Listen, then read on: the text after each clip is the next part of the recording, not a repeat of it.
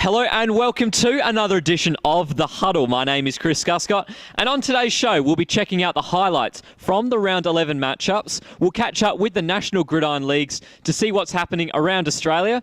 We'll be going inside the plate with Heath Thomas, and we'll preview the Round 12 matchups, so we've got a busy show ahead. But we will get things underway with the Round 11 clashes, and the opening game of the doubleheader saw the Southern District Oilers take on the Port Adelaide Spartans. This bottom of the table clash is a must-win for the Spartans, as there is very little room for error if Port Adelaide is looking to play finals football, and they would have liked their chances against the 1-7 Oilers despite splitting the season series to date. These two teams like scrappy hard-nosed football, so this match is set to be a trench fight. So it is time to get started with the Spartans and the Oilers, both teams needing a win, and both teams will like their chances in this one. We start in the first quarter, first drive of the match for the Spartans, third down. And Andrew Novice will pick up the first down on the draw, and then some more, refuses to go down, and the Spartans, they will get past midfield. Good opening for them. Two plays later on 2nd and 1. Steve Novice, he will find Sam Charalambus on the quick pass, and he'll get another first down, and he'll get some more as well. Oilers struggling to tackle early, and they are being made pay for it. Ensuring drive. First play of the match for the Oilers, and the Proctor, he will make a terrific catch on the slant route, gets some yards, and takes the Oilers out of danger. Now 2nd and 1.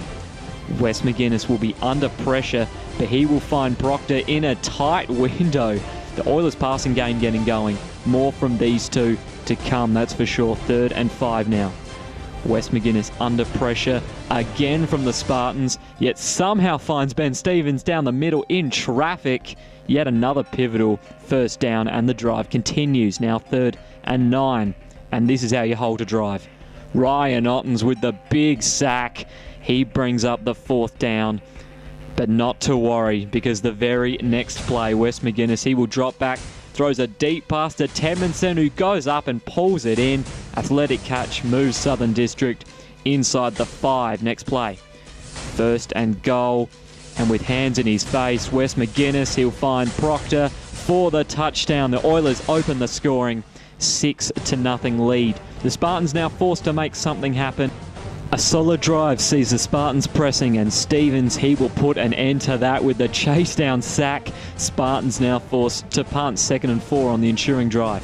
And the Spartans, they will get the ball back thanks to pressure on the quarterback and a Ryan Hassel interception undercutting the route to pick off the pass, and the Spartans start again in good field position. First play on ensuing drive. Replacement running back Angus Henderson will level the scores in a very nice way. Pierces the gap through the box, gets into open grass, turns on the Jets for the 25-yard touchdown. They convert the extra point, gives them a 7-6 lead early on in the second. Oilers 3rd and 8, ensuring drive. The passing game continues to have success. Wes McGuinness finds Steve Rudd's hands, and the Oilers move the chains again. 2nd and 7. Southern District really making the most of the aerial attack as Tedmondson makes another catch. He had 111 yards on the day. Massive play for him. Next play. Wes McGuinness, he fakes the pass on the quick drop and instead hands off to Simons, who will get past the first down marker, and the Oilers continue to push hard against the Spartans. 3rd and 5. And the passing game will reap dividends again. Wes McGuinness goes into the end zone corner, finds Tedmondson, makes a great catch. Tedmondson, he will celebrate in style, but it will be short-lived. The umpires meet to discuss a flag, and it will be holding on the offense. No touchdown. Now 4th and 5. After a Spartans penalty, Wes McGuinness to Proctor will get results again. Moves the chains in a vital spot. The Oilers will start again in a goal line set. The Spartans are holding firm in the red zone, and they will force another turnover. Wes McGuinness finds Stevens through his hands. Tip ball falls to James Palmer, and the Spartans will dodge another bullet there. The Oilers get it back, however, after forcing the 3 and out. And here is that man again. Tedmondson comes back towards the ball, makes the catch to move the chains again. The Oilers having a field day through the air. Now 3rd and 10. And even the wide receivers are getting in on the passing action. end-around play. Tedmondson's hands, and he's wobbly. Pass will find Stevens downfield. Incredible play. It'll keep the drive moving ahead. 2nd and goal now. Wes McGuinness, he's going to find Tedmondson again in the end zone, but it is smacked out of his hands by Ryan Hassel. Great defensive play to keep the Oilers out, but they can't hold them for much longer, however. Next play, Wes McGuinness eventually gets the ball out and finds Stevens in the end zone. Massive touchdown on the stroke of half-time to give them the lead heading into the break, 12-7 to the Oilers. Spartans miss a late field goal, so we head into the third. Oilers starting with it. And on 3rd and very short, he looks to sneak it himself, but watch carefully because it is stripped away and recovered by the Spartans. Great defensive play gives them possession. 3 plays later, Novice fakes the inside handoff, rolls out to his right, and he will be intercepted by Michael Tedmondson. Oilers will not be made to pay for their earlier error, and they will get the ball back. Now 4th and short on the ensuing drive. Simons gets the handoff. It is shut down straight away by Steve Novice, and the ball will come loose. Recovered again by the Spartans as the Oilers lose their 2nd fumble of the quarter already. Turnover tennis at midfield, 2nd and 3. And it's good to keep with what is working. Wes McGuinness yet again to Tedmondson. Takes a great catch, dekes out the corner, and he will get some extra yards to help the Oilers drive again now inside the red zone. And Wes McGuinness continues his impressive day as he finds Proctor again in the end zone for the touchdown under pressure. The lead now out to 11 as the Oilers jump to an 18-7 advantage late in the third. The Spartans needing to put some pressure on here. Now continue ensuring drive on 3rd and long for the Spartans. Steve Novice on the quick drop finds Shara Lambus. He will make a circus catch, eventually holds on to make the first down count. The Spartans would turn over on downs, however, as we head to the 4th, 1st and 10. And the Spartans, they will not lie down. Simons makes a lead run. He is met very hard by Quinton Giles. Makes him kiss the grass. Oilers under the pump. Very next play, though. Wes McGuinness needs a big play, and he makes it. Finds Proctor, who pulls in a tough catch to keep the drive going. Here they come yet again, 3rd and 5. Wes McGuinness, he keeps rolling on. This time launches another long pass for another first down. He had an unbelievable day through the air, and it would continue 2 plays later. He gets enough time in the pocket to find, guess who? Andrew Proctor in the end zone. Proctor finishes this match with 118 yards and 3 touchdowns. Easily his career best return as the Oilers are now well in control in this one. Ensuring drive. And the Spartans will start the long road back with a hard-fought run from Henderson. Spartans now clear of the end zone. Next play. And he is starting to catch fire, breaking more tackles as he makes another first down run. The Oilers having trouble defending the rush. Next play now. The Spartans, they're going to fake the handoff. And believe it or not, this is going to fake the cameraman, but he cannot fake out the defensive pressure. Simons on the sack, halts the drive and helps force the punt. Oilers now driving, and the Spartans still will not quit in this one. Evan Shuey making a great play to get to the quarterback, and with the help from his line, they will force a fumble. It's recovered by the Oilers, but the Spartans will get the ball back later on. They need to be quick, however, and this will help. Henderson just keeps going after contact, and even late in this game, he is still making plays for his side. Moving on now, next play, and it is Steve Novice's turn to perform. Throws a deep rainbow to Brad Giadresco, makes a great catch, falls over and fumbles, but is ruled down before that. The Spartans are now inside the red zone, looking for a late score. Now 3rd and goal. Novice hands off to his brother Andrew. He will barge his way into the end zone for the consolation score. The touchdown makes it 26-14, and that is how it will stay. Oilers quarterback Wes McGuinness goes 20 of 39, 274 yards and 4 touchdowns in the big win for Southern District. And after the game, we caught up with his star receiver, Andrew Proctor. Great win today for your team. How'd you guys get it done? Yeah, look, we just played pretty consistent football all day. Our defence held pretty tight. They scored once until the last minute of the game. Managed to cut down their run a bit, and DBs did a good job. We didn't give up too many deep balls, which has hurt us the last couple of weeks. A couple of big plays. So, yeah. Absolutely. You and Wes McGuinness today were absolutely on fire. You had 118 yards, 3 TDs. It just must have been like a breeze out there for you. No, definitely not a breeze. It was pretty hard. I dropped a couple, so it was pretty slippery conditions at times. But no, it was good to hang on to a couple early and get a few scores and put some scoreboard pressure on the opposition. So absolutely. How are you guys looking to carry this confidence past the Christmas break? You need a few wins to get on the board now if you're going to be anything in the finals picture. Yeah, I think we've got we're about 3 weeks off now, so which is good to let the bodies recover a little bit. But we're full of confidence. I think we've lost 5 games by less than one touchdown, so we're not that far away today. We got it done, so hopefully we just keep improving and can get the results in the next few games and cause a few upsets. The second clash of the Round 11 matchup saw the Adelaide Eagles take on the South Sydney Chiefs in what was set to be another classic between these two final-bound teams. Both of these games between these two teams have been decided within the final minutes, and the margin separating the Eagles and the Chiefs at the final whistle has been a measly 4 points combined, giving the indication that another thriller was on its way again, especially since the battle for second spot on the table was still up for grabs.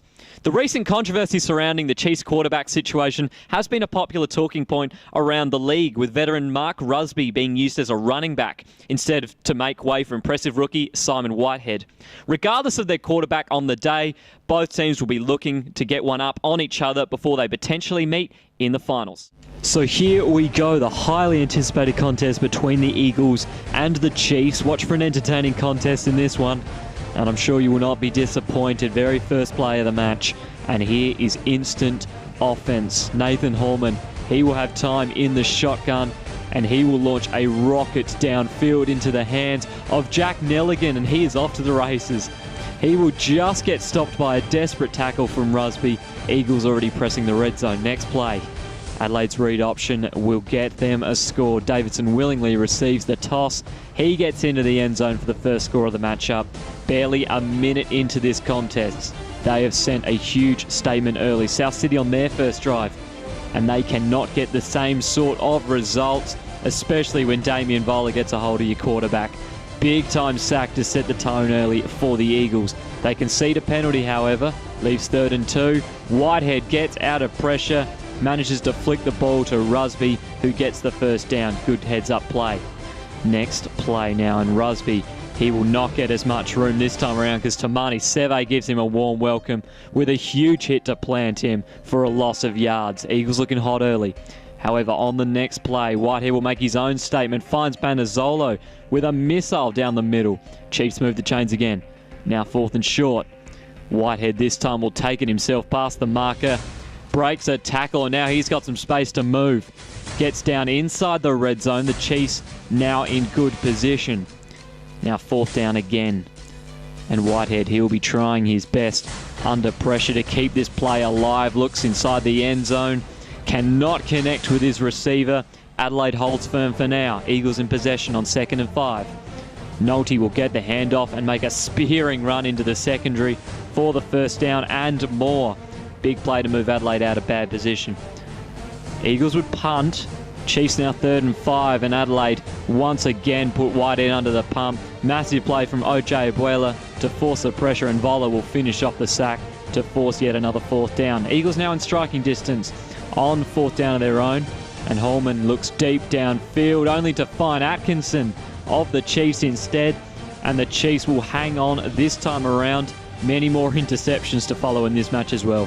Entertaining first quarter sees the Eagles in front. Second quarter, a great punt return leaves the Eagles well off.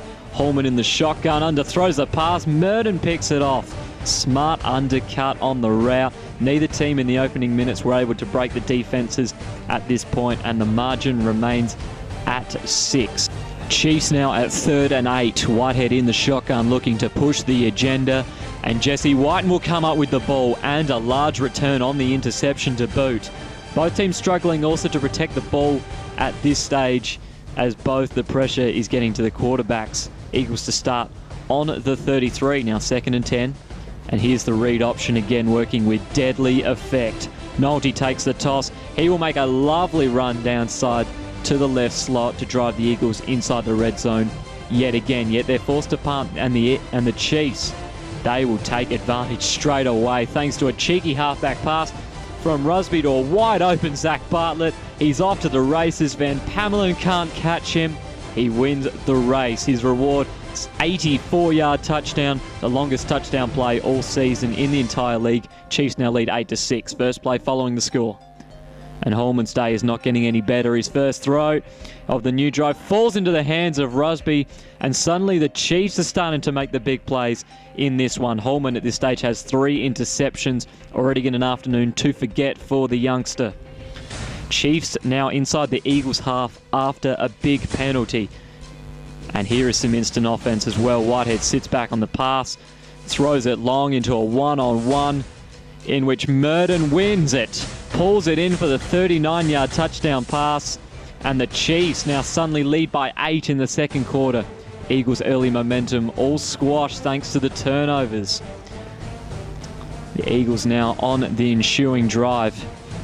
And Davidson, he will start the fight back with a solid gain on that favourite little out route of his. Adelaide now at midfield, 2 plays later. And the read option is going to come up again. And it's going to be Nolte. He's going to make a strong run, plenty of space to work with. And then Murden's going to make a hit to force the ball loose. Eagles recover, however, and now they inside the Chiefs 30. Now 4th and 8 with the Eagles pressing. And Holman will make a big time pass to Davidson on that out route again to keep the drive moving forward. Adelaide within the 10. Next play now. And this is just nothing short of a disaster. Extremely high snap. Clears the tall frame of Holman. Nolte's forced to stop the ball. 13-yard loss. They will fall short, and they will start the second half trailing by 8. Eagles on their first position of the half. And Nolte will once again make the most of the space he gets. Gets the first down, adds more to it by breaking tackles. Massive play to kickstart the Eagles in the third. Next play on 1st and 10. Read option again in the first down marker. Once again, passed for Nolte. He had 186 yards on the ground in this one. Much more from him to come as the Eagles are now looking to cut the deficit. Next play. And this is how you shut it down just as effectively. Robert Hall makes a tremendous open field tackle to stop Nolte in his tracks. A big loss on first down. Yet they've done well to make it back to 3rd and 6, and they'll do even better here. Nolte again getting the ball on the read option. And this time they will not stop him. Open grass will translate into his second touchdown of the afternoon. And suddenly it's a 2-point game midway through the third. Another close game on the cards. Ensuing possession. Here comes the Eagles front 7. Whitehead just gets no time to move. He is swamped and sacked for a big loss. Adelaide now has the wind in their sails. Next play. And the combo worked last week. Why not today? Whitehead shuffles out, finds Kemp wide open for the first down to escape the pressure. Massive play to keep the chains moving. 2 plays later now. Whitehead will try and squeeze through the small gap in the line. Is brought down for a few-yard gain, but that was far from the end of the play as the push and shove between these two competing teams begins. Soon the whole sides on the field join in as tempers begin to flare with the match tensely balanced in the third. The Eagles losing 15 costly yards in the scuffle, and now the Chiefs are set up within striking distance. And now this will translate to a third down, and the Chiefs, they will make the Eagles pay. Whitehead has time in the pocket, finds Aaron Kemp in the end zone for the pivotal touchdown. Kemp showing great concentration to reel in the catch, and now South City regains their 8-point advantage late in the third, 20-12 Chiefs, ensuring Eagles drive. And they're working the read option to perfection in this one, and the result is just pretty. Nolte is in the end zone for the third time in this match. The Chiefs have no answer for it as they just watch their buffer be whittled away again in a matter of minutes. It's now 20-18 in favour of the Chiefs. And the action just kept coming in this one, ensuring kickoff. The long kick falls to Will Murden's hands, and he will do the rest. turns a tidy return into a sizzling attempt on 6 points. He was only stopped by Ben Work's tackle just before the 30. Chiefs straight away pressing 1st and 10. This is not a good sight for an offense. Damien Voller picks up his 3rd sack of the day with a vicious throwdown on Whitehead. Eagles still hanging around. This match is anyone's contest as we head into the final quarter. But the very first play of the quarter, and Whitehead, he will extend the lead again. Ayres is balled out, and Will Murden is there to take a great touchdown catch in front of the corner. Massive play makes this contest a 10-point game on the back of a successful 2-point conversion. Next Eagles possession, 3rd and 22 after a string of penalties, yet that won't matter. Holman finds Jesse Whiten down the middle. Incredibly, the drive continues. Same drive, 3rd and 1. Holman cannot take care of the ball in this one. Fumbles on the sneak, and the Chiefs are more than happy to take the offering as South City now takes control of this match. Eagles will force the punt, and they will give ball back straight on a silver platter. Nolte unable to hold on to the toss, visibly upset. The South City defense able to recover it for a golden chance to finish the game for good. They can't convert, however. Eagles press deep in their own territory. Holman throws deep, and now they are not in their own territory. Jack Nelligan, another long completion. Eagles refusing to go away in this one. Next play. Adelaide needing some instant offense, and this is not how it's done. Inaccurate throw, interception brilliantly by Will Murden.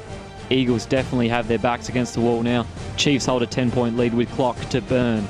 After a few minutes of winder down, 3rd and 11. Rusby gets pressured on the blitz, and Stephen Draper makes the massive interception, and he is away. Has one man to beat, he can't do it, but has given the Eagles a desperate last chance at the win.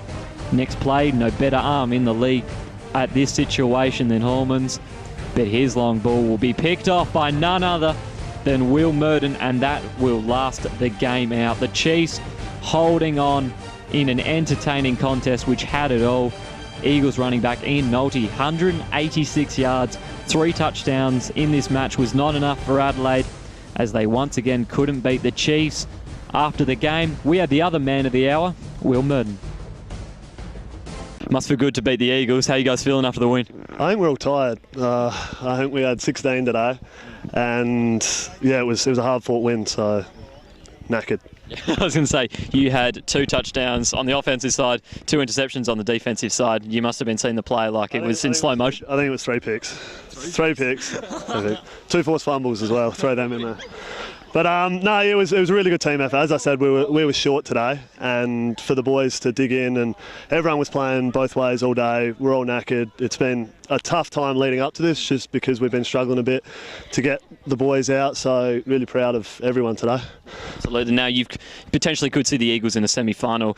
It must be really, be good for confidence knowing that you haven't lost to them in 3 meetings this season. Is that going to be something that's going to be on your mind when you potentially see them in the finals? I know it's a bit cliche, but we're going to go through one game at a time. I mean, we're going to concentrate on the next couple of games. We've got 2 months until the finals, and we need to get a hell of a lot better until we start thinking about any of that. So that's where our head's going to be over the break, just getting better and getting together as a team.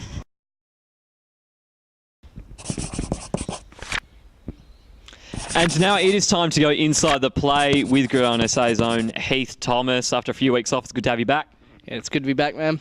All right. So the first play that we're going to look at, Chiefs and Eagles, it's a 2-point conversion quite late in the game. This 2-point conversion put Chiefs pretty much away from the Eagles in this one. Just break down this play. Well, this, as I see on the tape right now, Chiefs are going to go with a simple end zone fade. Mark Rusby is going to snap the ball real quickly. He's just going to put it up to Will Murden.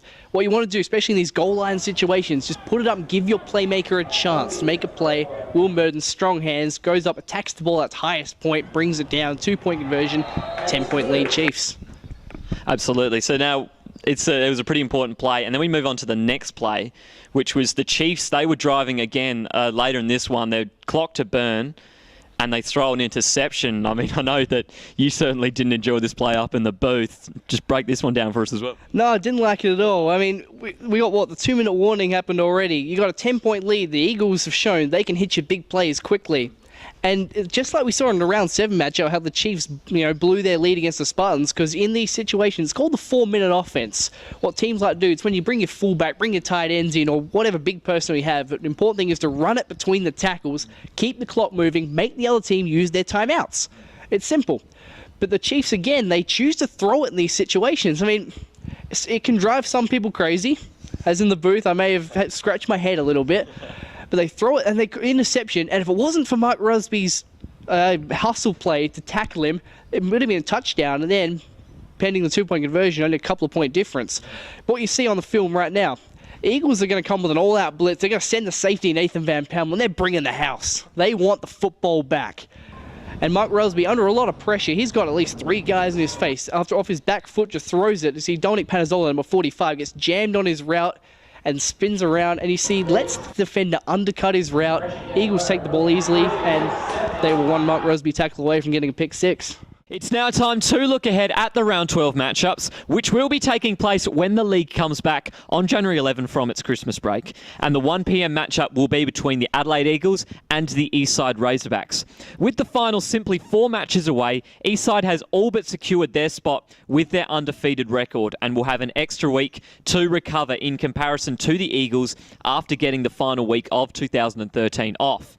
This clearly gives them the edge, and the Eagles will need to be at their best if they wish to win against the Razorbacks, especially after conceding 7 turnovers in their disappointing loss to the Chiefs. What doesn't help is that the Razorbacks have won both their contests between these two teams this season by a combined 29 points with their devastating aerial attack, and could look to do the same damage this time round.